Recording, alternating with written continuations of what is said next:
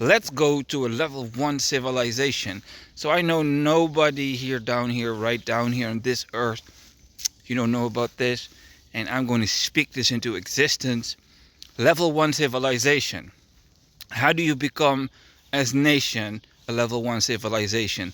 There are 190 nations on the world, and they're all level 0 civilizations. And I'm going to classify to you what that means.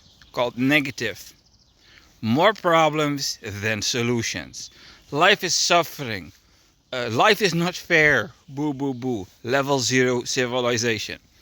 So in a level 1 civilization, life is actually worth living. It is worth living. So if you want to go to a level 1 civilization, listen to the philosophical instructions. You have a nation, and the nation consists of your kind, and your kind shares the same culture.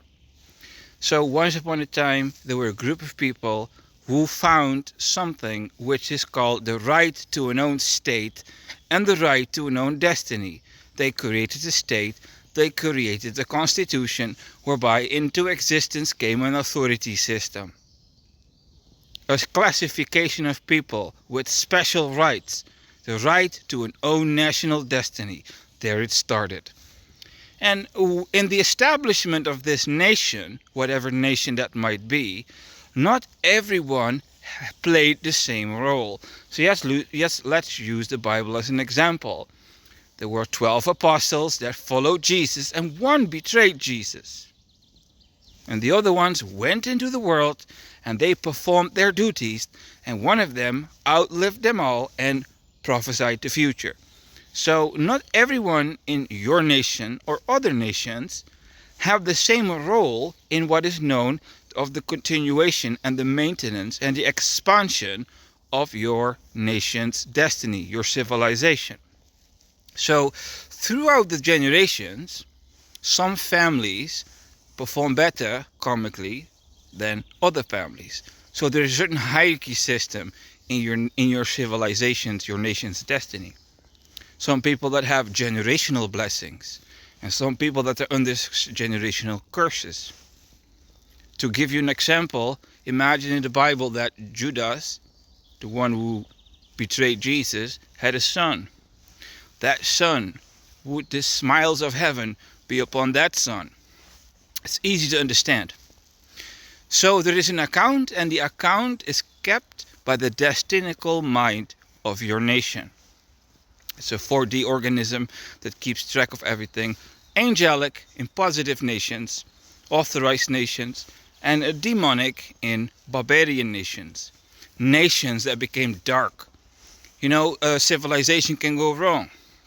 You can also go to -1 level civilization, a dark empire, whereby good is bad and bad is good, the reversed, when you karmically deplete, when your time is up, right?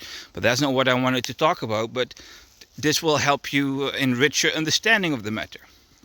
So, the people in your country, the forces of good, the forces of darkness, the unit creates a destiny, creates a story, and in the end, you're always going to have this organization called the elite.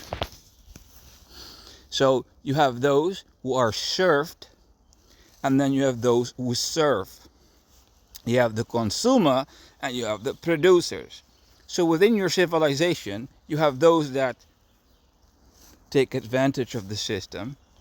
They go to school, they get a job, they live in safety, because there is a class of people who create that safety, who create that school system, who create that, and so on, the creators and the consumers. Classification of people. And then you have the state, the ministers, and then you have the head of state and the chief counselor, which is the chancellor, the prime minister, the chief of the ministers, you know, the general minister. That's usually how it goes. So if the people are bad, if the people have a lot of immorality, if the people commit things that are violation against universal law, the energy becomes negative, it enters the government.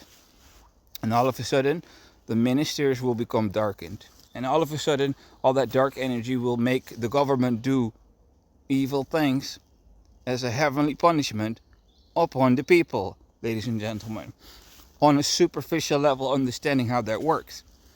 So in the government, there comes the important part to understand how to go to a level 1 civilization. You have the elected minister, the elected president.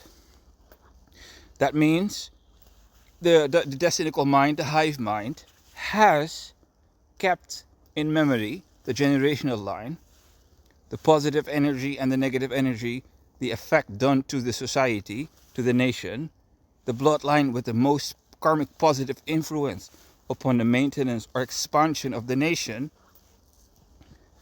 And then the hive mind pulls that one into the government. But that family has something that's called generational curses. So generational curses manifest themselves as marital curses, financial curses, professional curses, all kinds of curses. The family, the things you do that anger God. You're jealous and you slay someone because of your jealousy. Or you do dirty war to get rid of some people you don't like. All kinds of stuff people do, rivalry and dirty war. Dirty rivalry. All kinds of things people do to get into power, stealing. You know what I mean? Personal curses. And then you have the thing that is called the authority curse. So when you become a minister, when you become prime minister, when you become president, you're sitting in something. You're connecting to the matrix. You become the voice of the matrix. You become the voice of the nation. You become the administrator. Right? So there was an administrator before you who was in the position of administrator, did evil things with that position. Curse upon the seat. Colonization. Mass murder. Genocide. All kinds of things you can do in authority. It is stored in the authority seat of that nation. That needs to be purified too. And then, if you have damaged other nations by robbing them or genociding them or overthrowing them, then there is something which is called a curse upon the land. So I don't know where you're from, but in the national destiny's history, there might be a curse upon the land. There might be a curse upon the authority system, and there might be a family curse upon the carrier of that seat of authority. That all needs to be overcome.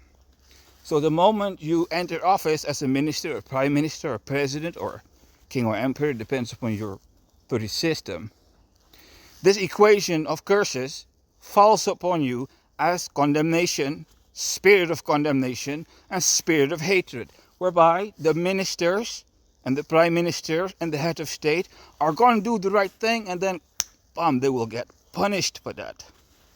Spirit of condemnation and spirit of hatred, explained in one of these videos I made before, will fall upon the people, intimidate the government to not continue course. But it's the right thing to do. That's the recoil. You do the right thing, you're punished for that. That's a curse. That all needs to be overcome.